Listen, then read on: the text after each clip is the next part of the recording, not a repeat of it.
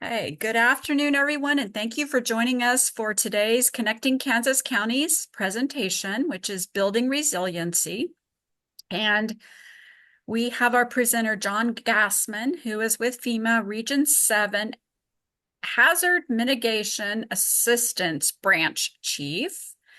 And just a few housekeeping things for you. As you saw, we are recording today's webinar, and we will get that uploaded to KAC's new website, along with the PowerPoint presentation, so that you can reference back to that, as well as for people who miss it, you can always share it with your other county folks. So know that. And then as far as asking questions, John said he'd love to answer those as we go through it. He wants it to be kind of an interactive presentation for you. So please go ahead and throw those questions in the chat box down there on the bottom bar, and we'll get those taken care of. And so with that, I'm going to, John, turn the microphone over to you. And again, this is John Gassman, FEMA Region 7 HMA Branch Chief. Hey, good afternoon, everyone.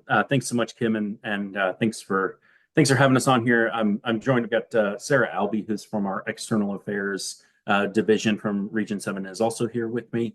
Today, I really want to give you all an overview. I'm going to primarily focus on FEMA's Hazard Mitigation Assistance grants. We're going to talk about some mitigation planning, and we're also going to talk a little bit about public assistance mitigation. First, just to give you a little introduction about myself. So I am a native Kansan. I grew up in the small town of Riley, if you guys are familiar with that, right next to Fort Riley. Went to Riley County High School, played football with Jordy Nelson. He was a sophomore when I was a senior at Riley County.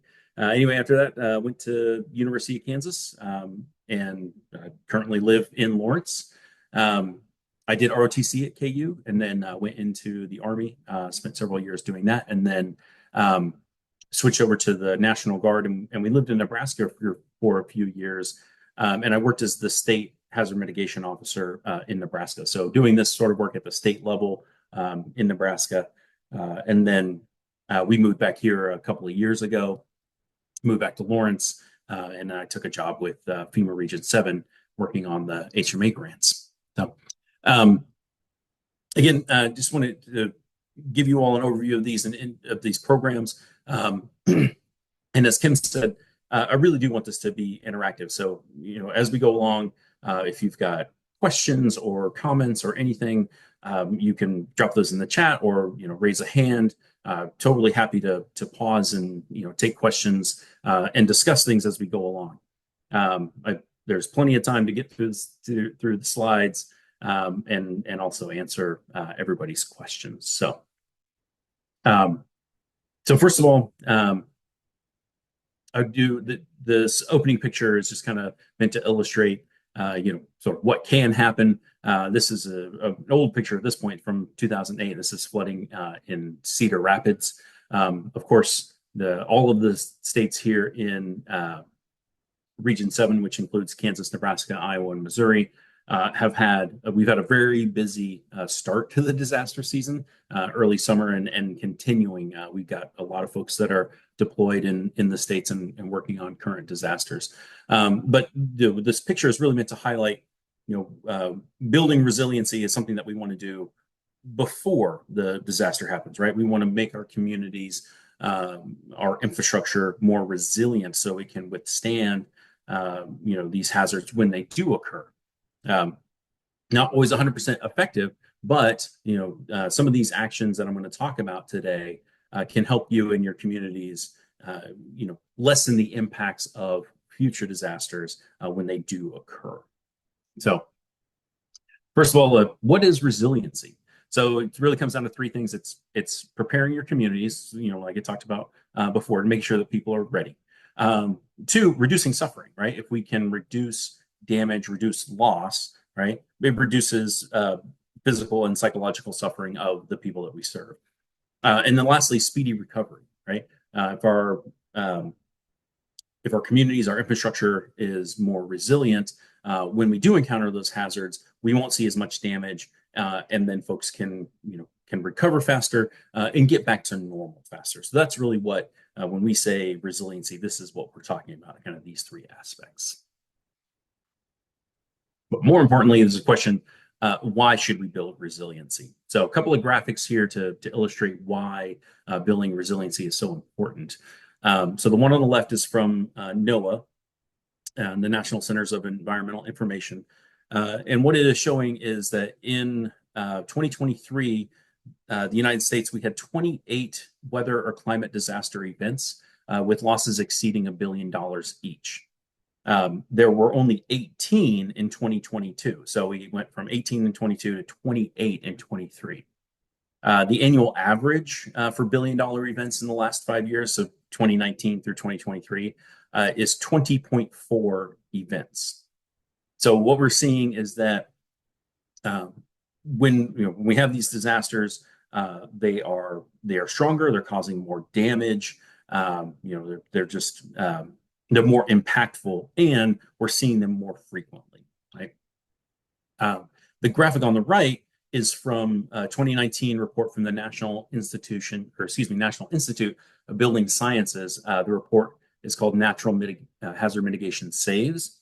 So again, this is from 2019. It's a little dated. We're hoping that they're going to provide an updated one. But essentially what they did is they looked at mitigation actions that communities, counties, states took, and then how much did that save them when they encountered future disasters, right? So what you can see is that there are certain mitigation actions that can result in a 12-to-1 return on investment. So this is what it's showing you. Basically, every dollar that you spend on a mitigation action has the potential to save you some money down the road. We call that losses avoided. You can think of it as a return on investment. Generally, the return on investment for federal grants when it comes to mitigation is 6-to-1. So for every dollar that you spend now on a mitigation project through a federal grant has the potential to save $6 in losses down the road. So, I show that this is it's about breaking that cycle. The disaster, rebuild, another disaster, rebuild, right? Just putting things back to the way they were. It's about breaking that cycle, making an investment, right, to protect lives and property, and to save money, going down the road. So how can we do it? A couple of things. First off is partnering, right? We can't do it alone. So it really requires partnerships, strong partnerships at all levels of government, and including the private sector and nonprofit organizations. Secondly, it includes being creative, right? So thinking about climate resiliency, incorporating that into your projects, thinking about what we call future conditions. So not just building things so that they will withstand the hazards that we are encountering now, but so they can withstand the hazards that we're going to encounter 10, 15, 20 years from now, right? That's when something is really resilient, is that it's not just good for today, it's good for the future. Looking at nature-based solutions and striving for equity, ensuring that we are taking care of the most vulnerable people in our communities, and ensuring that an equitable distribution. And then lastly, recognizing it's an investment. Going back to my last slide, talking about return on investment, right? This is something that, if you're talking to elected officials or just folks that maybe are a little hesitant about taking on these types of projects, you can talk to them like, it's an investment. We're going to spend some money now, but it has the potential to save us a lot of money going into the future. So let's get started. And again, going back to my first slide, when you see these great big storm clouds, this big thunderhead here on the horizon, this is probably not the time to think about resiliency. We want to think about it in what we call blue sky days, well ahead of the disaster. So we're building up our communities, our infrastructure, so that it will be resilient when we do encounter those hazards. So to talk briefly about hazard mitigation planning, I'm just curious if anybody here has participated in a local hazard mitigation planning effort?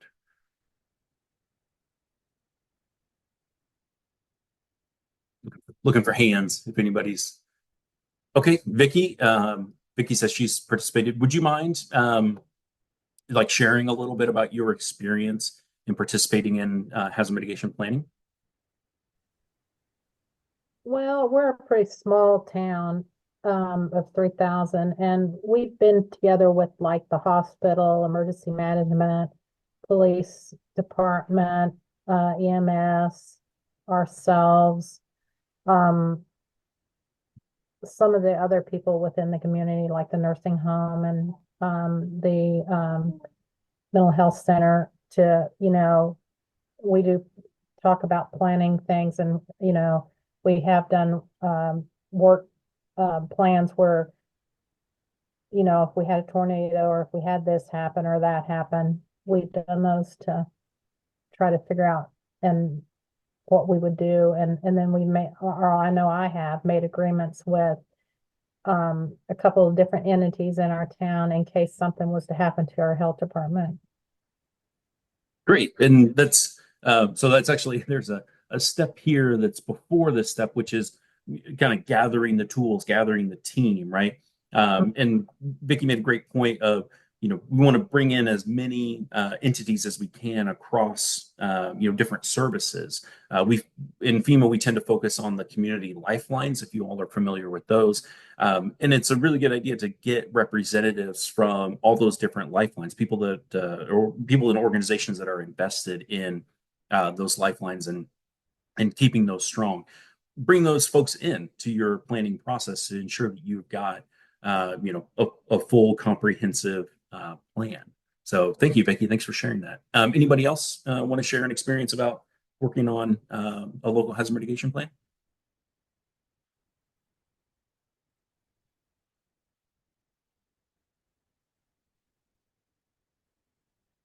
Okay, no worries. So I'm just going to talk through briefly about kind of how the process goes.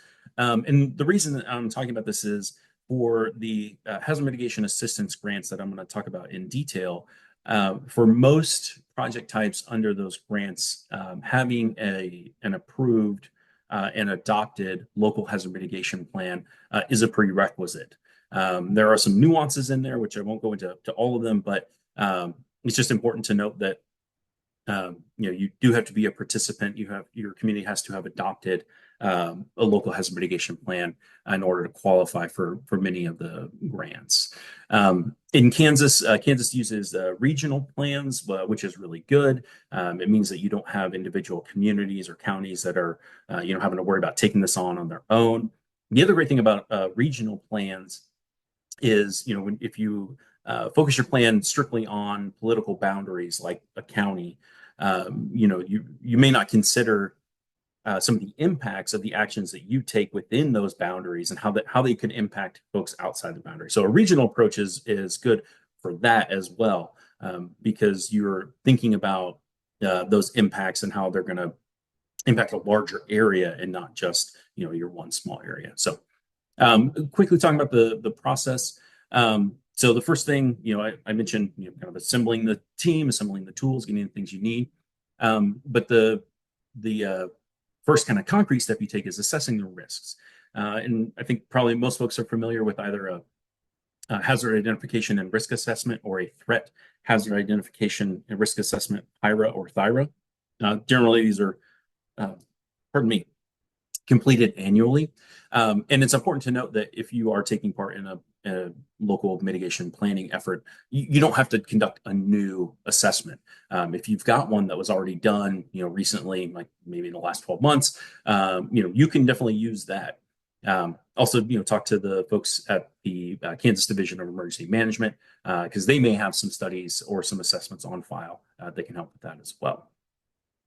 The next thing after assessing the risks is developing the strategy. So this is kind of the meat of the local plan, and this is where you're developing specific actions, that you're going to take that's going to make your community, make your infrastructure more resilient.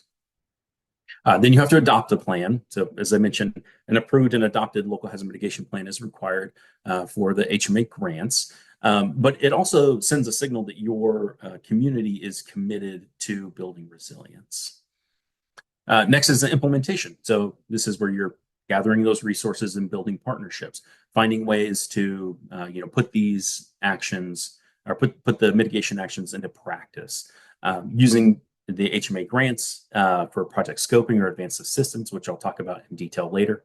Those can help you develop some of those mitigation action worksheets or applications. So if you don't have a specific idea of or you don't have an idea of the specific mitigation action you need to take, these can help as well. And I'll talk about that a little bit more. Refining, it's recommended that your local plans, that you review them annually and update them as needed. So if you do a new risk assessment and maybe some things have changed, maybe certain hazards are more prevalent or have become more prevalent, you want to kind of reorder some of your priorities. That's a good example. So it's recommended that they're reviewed and updated annually, but they have to be updated every 5 years. So once it's approved and adopted, it's only good for 5 years. And our planning folks here at Region 7 work very closely with the state to ensure we know when deadlines are coming up, lining up grants and things, so that we just try really hard not to have any gaps where a plan expires before a new one can go into effect. And then lastly is the assessment. This is sort of the continuous process, looking at, did the things that we decided to do, did they do what they were supposed to? And then are there other actions that are needed to mitigate hazards, either the same ones that we were after or other hazards that have become more prevalent. So, any questions or thoughts on the hazard mitigation planning?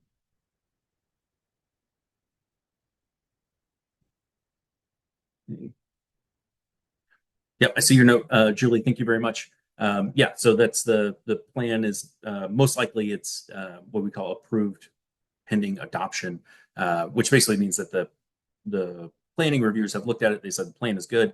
Now it just needs to be adopted. Once it's adopted, then it will become official. All right. So again, I'm going to talk primarily about the mitigation grants. So Hazard Mitigation Assistance includes kind of these 3 grants I'm going to talk about: Building Resilient Infrastructure in Communities, Flood Mitigation Assistance, and the Hazard Mitigation Grant Program. Lastly, I'm going to talk a little bit about public assistance, which is called 406 mitigation or public assistance mitigation. And we'll talk a bit about that at the end.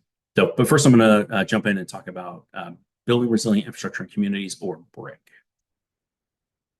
BRIC, the BRIC program makes federal funds available to states, territories, federally recognized tribal governments, and local governments for mitigation activities. It does so with the recognition of the growing hazards associated with climate change and the need for natural hazard risk mitigation activities that promote climate adaptation and resilience with respect to those hazards. There are 2 main funding types associated with the BRIC program. There's a state, territorial, and tribal set aside, which is sort of a prescribed amount of money that's available to each state, tribe, or territory, which can be used for any kind of mitigation activities, which I'll get into. And then there's the competitive category. So to get a little more detail on that, so these are the numbers for FY23. This for the FY23 BRIC, it opened in October of 23, and it closed at the end of February 24. That was the application period. Where we are right now with BRIC projects is doing final review. All of these selections have been made for the state allocation and also for the competitive projects. And so now we're doing the final reviews and getting those projects awarded. But this is the breakdown for 2023.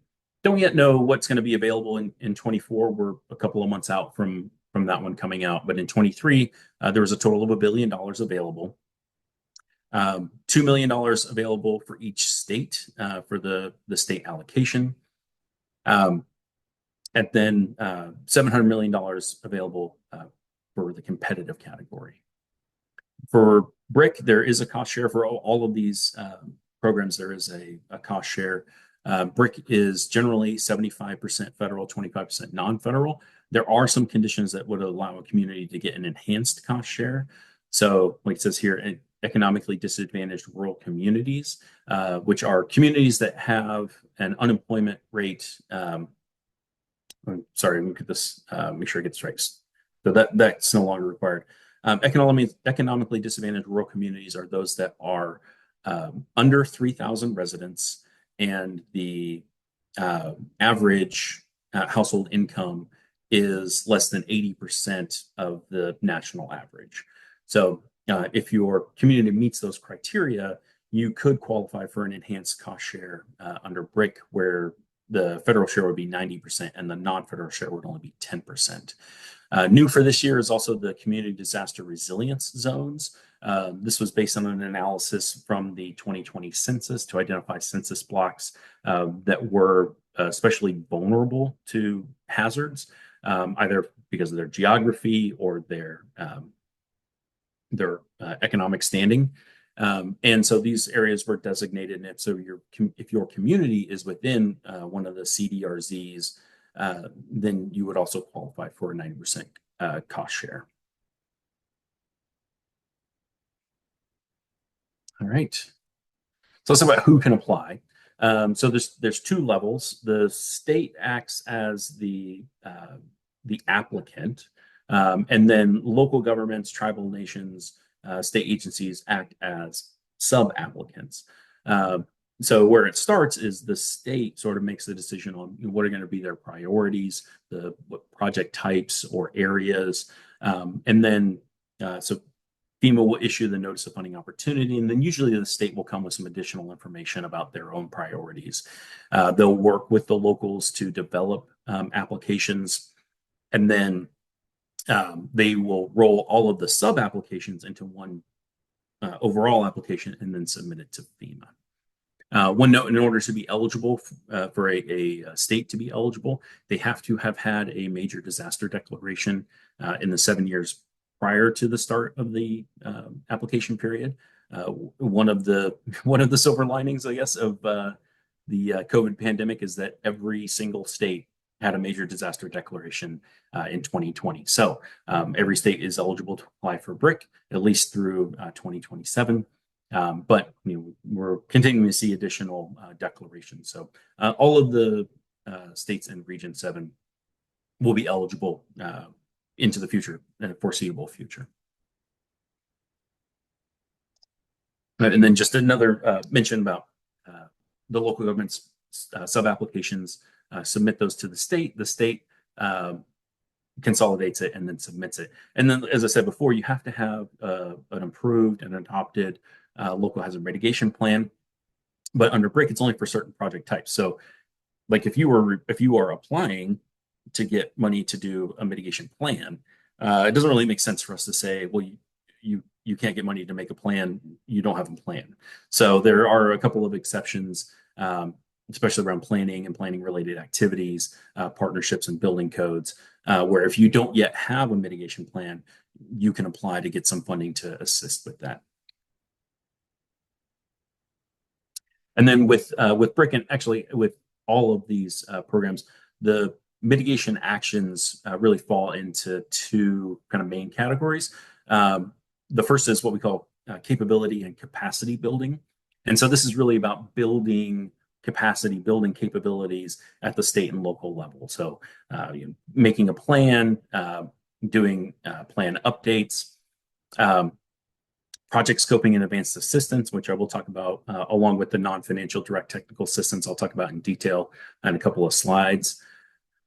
Actions to build partnerships, and those can be, government to government, government to private sector, government, private sector, nonprofit organizations. Building those partnerships, kind of expanding the tent or casting a wide net to bring folks in that are interested in building resilience in your communities. Building codes and standards, which has become a big topic. Going back to the slide that I showed, the mitigation saves, building codes are one of the most cost-effective means of building resilience in your communities. depending on the codes that you adopt and the level of enforcement, some communities have seen 12 or 13 to 1 return on investment when we're talking about building codes. I see a question here. 1 second.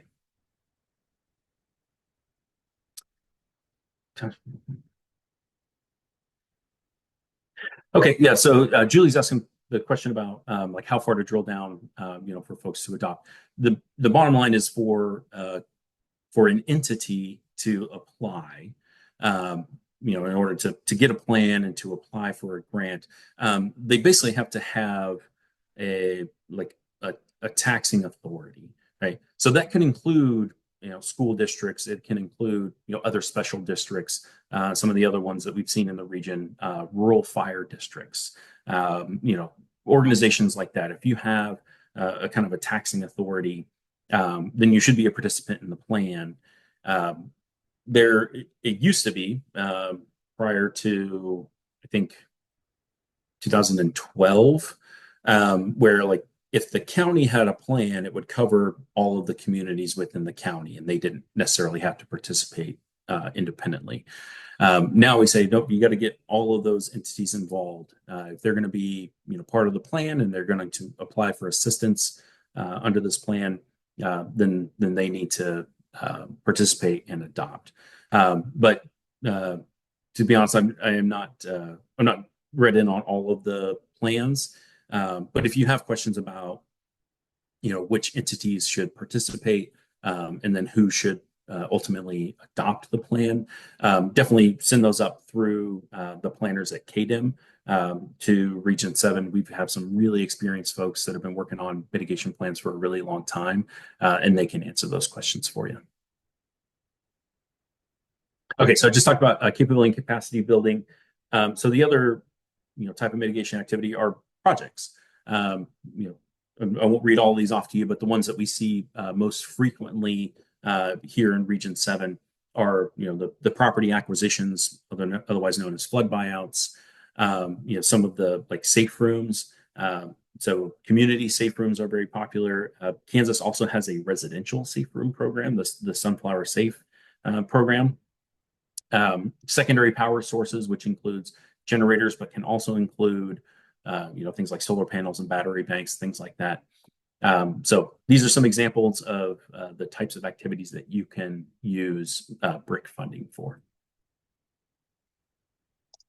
So as often happens, it can be difficult to come up with discrete solutions, right? So oftentimes, a community might say, we know we have a problem. We don't know what the solution is or what the best solution is. So what can we do? Like how can we figure that out? And this goes to some of the things I mentioned earlier. So under BRIC, what we call non-financial direct technical assistance. This gives support to communities that maybe don't have the resources to begin planning or developing a project solution on their own. It brings in folks from FEMA.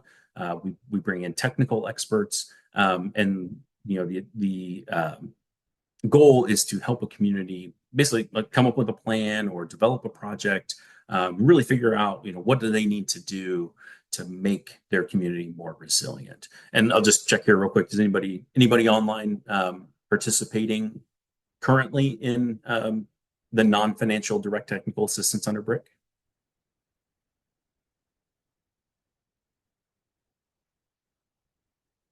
Okay, not seeing anybody.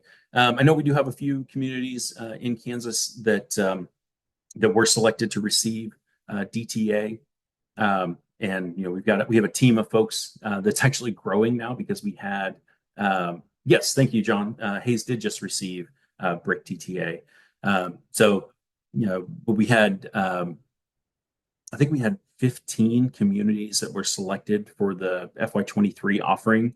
So quite a bit of work. The team of folks that we have is going to grow. It's probably going to double actually, so that we can get out, that we can send those folks out to work with communities and help them build that resiliency. Another option is project scoping. So project scoping is really great if you say we have an idea of what we need to do, but I think we need to do a study to get some additional information, or we need to work on a benefit cost analysis. And again, it goes back to, communities that maybe don't have those capabilities in-house. So project scoping is a great way to get that started. And what we recommend for project scoping is that the result at the end, one of the deliverables, be a fully developed application for a subsequent hazard mitigation assistance grant. So, in fact, if you do a scoping project under BRIC and then you develop that application and then you carry that into another year, you actually get some additional points when they're doing the consideration of the national competition. So it gives some precedence or some preference to projects that were developed under BRIC previously. Additionally, there's phased projects. So phased project is really good if you know the solution, right? But you maybe like if you're doing a stormwater management project, you need to do culvert upsizing, or you need to do some kind of work for stormwater management, but you need some help with the design or doing the studies to figure out where to put that in place. A phased project releases money up front so that you can do that work. You submit the deliverables, and then if FEMA approves, then you can move straight into construction in the second phase. Okay, so do projects need to be pre-identified in the mitigation plan? So Julie, the book answer is yes. The official answer is yeah. You got to have those specific activities identified in your local hazard mitigation plan. But the more nuanced answer is, it's not that big a deal to add a mitigation action to your local plan, even if it was adopted a couple of years ago. So if you identify a project, you say, again, this is part of that annual review and refinement of your local plan. You say, hey, we didn't include this action in our plan initially, and I think we really should pursue this to make our community more resilient. Then it's just a matter of working with the planners at the state and at FEMA to basically update your plan. You can add that mitigation action to your local plan, and even your state plan, to allow you to put that into action. We've seen that quite a bit. It does add a little bit of time to the overall process of getting a project approved and the funds awarded, but it is not that.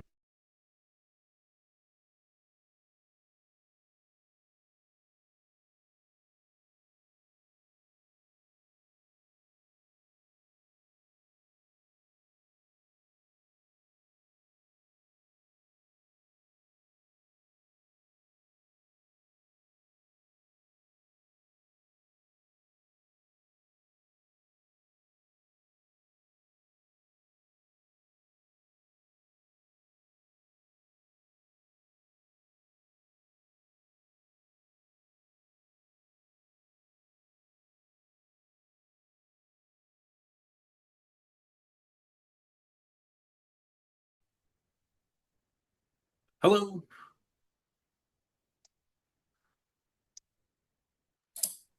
Did I just drop off? You did. You froze. No. You did answer Julie. So you did Okay. answer Julie, and she did reply back to you, and then you froze. So go ahead and, yeah, there you go. Okay. Okay. Sorry about that. Okay. So moving on to flood mitigation assistance. Excuse me. And so what sets flood mitigation assistance, or FMA, what sets us apart is that it's funded out of the National Flood Insurance Program. And FMA is really designed to reduce the number of properties that are repetitively damaged by flood. So in the long run, it's designed to save money, for the NFIP to save money. So again, kind of goes back to that investment mentality. We're going to spend a little bit of money out of NFIP and invest in making our communities more resilient. And the outcome should be that we have fewer flood insurance claims further down the road. So for FMA, again, we don't yet have the numbers for 2024, But for the last 2 years, it was $800 million available. So for FMA, the sub-applicant, the sub-applicant has to be a participant in the National Flood Insurance Program. And then projects have to provide benefit to NFIP in.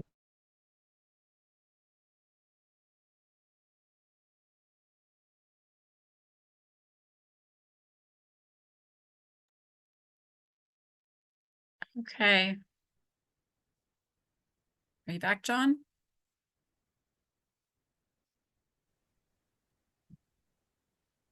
Can you hear me now? Can hear you now, yes. Okay, I'm going to go ahead and just turn off my video just to save a little bandwidth. Make sure that hopefully that'll make my connection a little more stable. Okay, so for FMA, the cost share is 75% federal, 25% non-federal, but there are some other conditions. So if you are undertaking a project that will mitigate repetitive loss properties, then your cost share increases to 90%.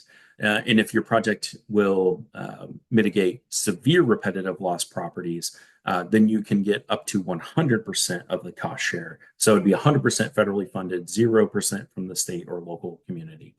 And those terms, repetitive loss, severe repetitive loss, those are defined in the notice of funding opportunity when that comes out to let you know what you're looking for.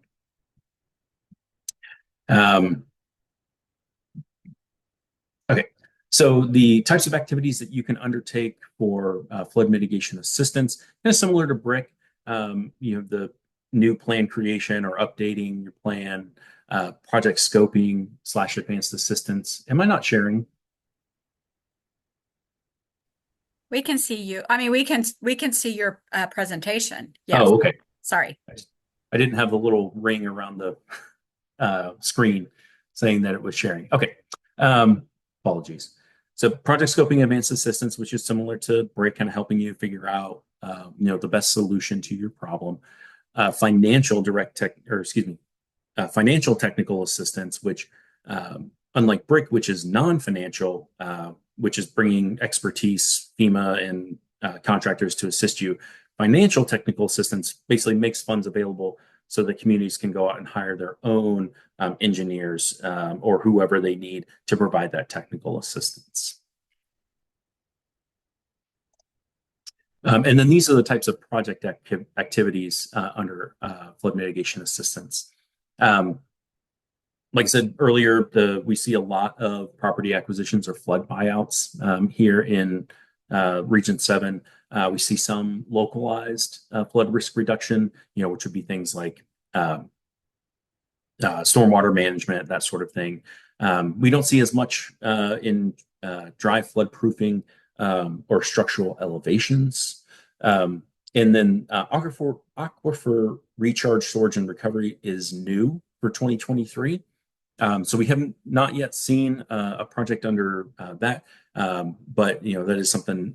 Those details are in the notice of funding opportunity, also in the Hazard Mitigation Assistance Program and Policy Guide, if you are interested in looking at those. So I'm ready to move on from flood mitigation assistance, but just want to check and see if anybody has any questions or comments on this program. All right. All right, now I'm going to talk about the Hazard Mitigation Grant Program. So flood mitigation assistance and building resilient infrastructure in communities are non-disaster grants. They come out annually. They're not tied to disaster. What makes the Hazard Mitigation Grant Program different is that it is tied to a disaster. So these are funds that become available after a declared disaster. So the other thing with the Hazard Mitigation Grant Program, it's available statewide, so it's not limited to the areas that were part of the declaration. If you've got a disaster that impacts, just a couple of counties, in one part of the state, you can use the Hazard Mitigation Grant Program funds anywhere in the state. You, of course, have to have a FEMA-approved hazard mitigation plan. The way the funds are calculated is essentially somebody somewhere that does the math to figure out basically how much the state and the federal government spent on the response and initial recovery from the disaster. And then there's a calculation. So 15% is the standard. That's what Kansas gets. So they take that total amount of expenditures times 15%, and then that's the amount of funding that's available for the Hazard Mitigation Grant Program. Like the others, the cost share is 75% federal, 25% non-federal, and it is administered by the Kansas Division of Emergency Management. Right now, I did want to say that Kansas does have 4 open HMGP disasters where the application periods are open. 1 is closing soon, but the other 3, there is some time. So if you are interested, you can contact KDEM, specifically the mitigation folks, and I've got contact information at the end of the presentation to find out, what is the process for your community to submit an application for this disaster. So the question from Becky: how long is it good for after the disaster? Did COVID count for this? Yeah. So essentially, the Hazard Mitigation Grant Program, the application period opens on the date of the declaration, and it's open for 12 months after the date of declaration. There actually was a rule change like in the last couple of weeks that extended that to 15 months. So it gives the states a little more time to get things together.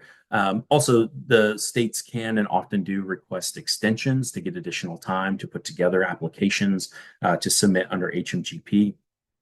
And then once the application period ends, then there's essentially 4 years, 48 months to put those actions in place. So sometimes it takes a while to get through, certain maybe environmental assessments or permitting, things like that. But yeah, you have about a year after the declaration to submit your applications, and then 4 years after that to get everything wrapped up. All right, and then these are the capability and capacity building activities under HMGP. Very similar to the ones we've already seen. And then these are the types of project activities that we see under HMGP.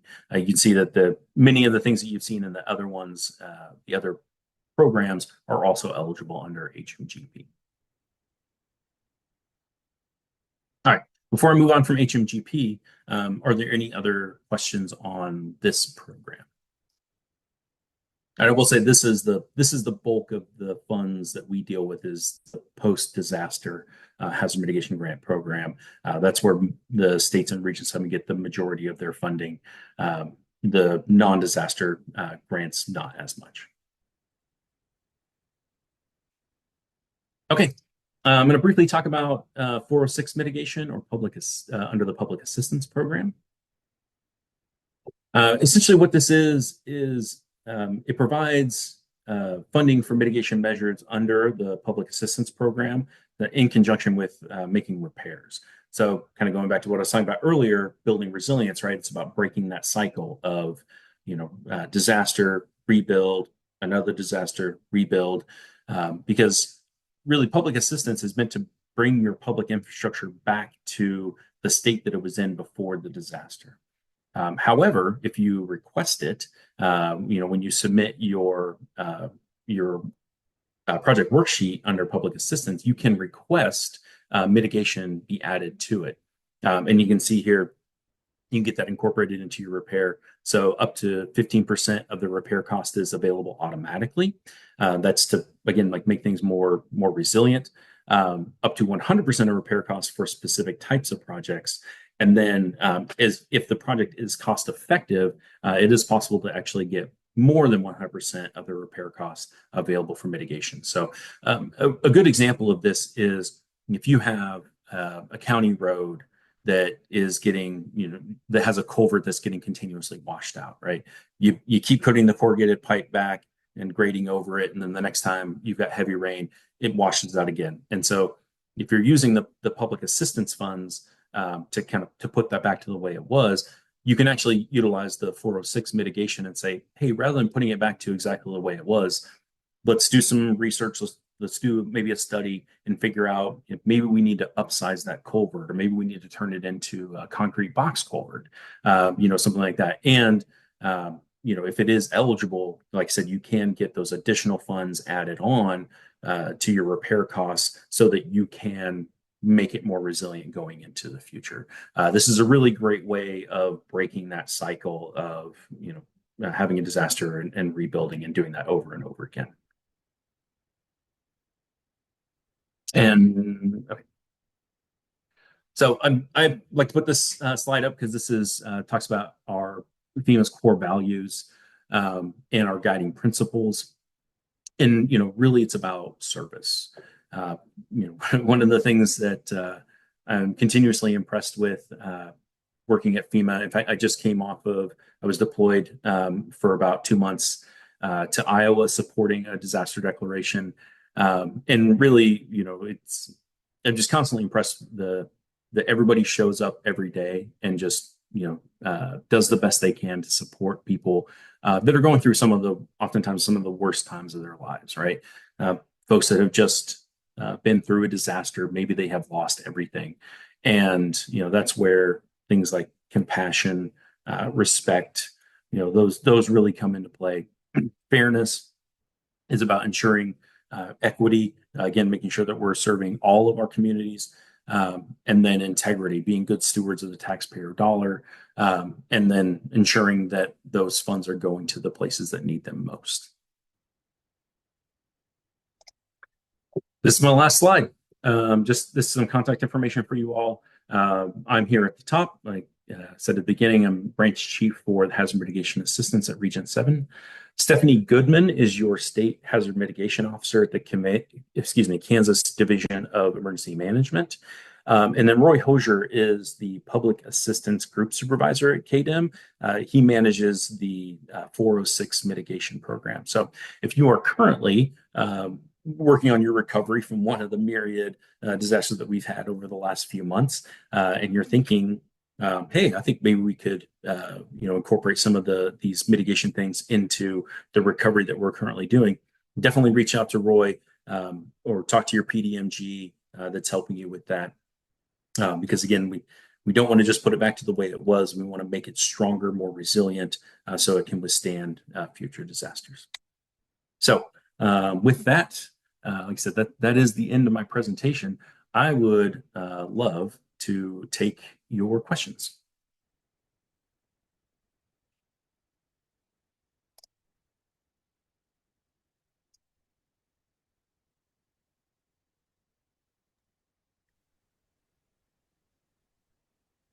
That was great, John. Has anybody got any questions or any examples of anything maybe from some of the grants that John just spoke to?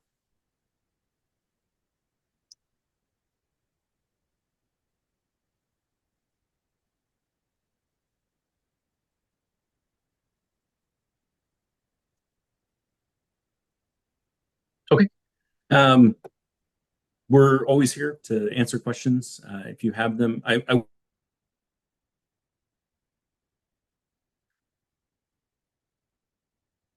Wait here just a second. John will get back with us.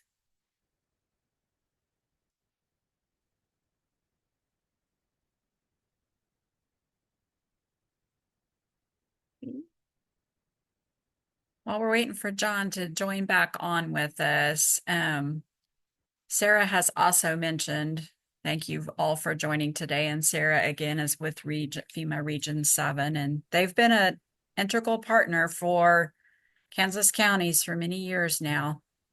I know we've had them present different times over the years, and they're always available too, I know, to do any additional presentations. So you might keep that in mind if you would need it for like your county, for, multiple partners for a region even. That would be, beneficial to have them do this presentation. Sarah, do you have anything you'd like to share? Yeah, thanks for having us, Kim. I've dropped my contact information in the chat. Like Kim said, we're kind of actively trying to get this information out to different government organizations and communities. So if anyone has any questions or would like any follow-up or other areas we could help present this information to, you're welcome to reach out to me. And I think we might have John back. Yeah, I'm sorry. So sorry that I've got an unstable internet connection today, but I just wanted to say I really appreciate the opportunity to talk to you all. You can probably tell I've given this presentation a number of times, and it's all part of, we are really trying to encourage more communities to undertake these types of projects, and really just to know that it's available, that this funding is available and out there. And if you have any questions or need assistance, your first stop should be KDEM and the mitigation team there. But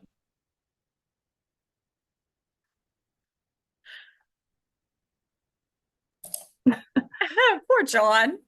Poor John. Well, I'll just finish for him and say, yes, Okay. reach out to your state partners, but you're always welcome to reach out to us at FEMA as well, and we'll help direct you or get you any answers and help with the mitigation process. Perfect. Thank you both, Sarah and John, for joining us today and presenting this very important information for Kansas counties. And thank you to all of you who took time out of your Thursday afternoon before a holiday weekend coming up. We do want to thank you for taking the time, as well as wish you all a very safe, relaxing, and enjoyable Labor Day holiday. And we will be back with you soon with another Connecting Kansas Counties webinar. That webinar will take place in September, and it's going to be on KDHE brownfields. So stay tuned for that. And with that, thank you again, everyone, and have a great afternoon.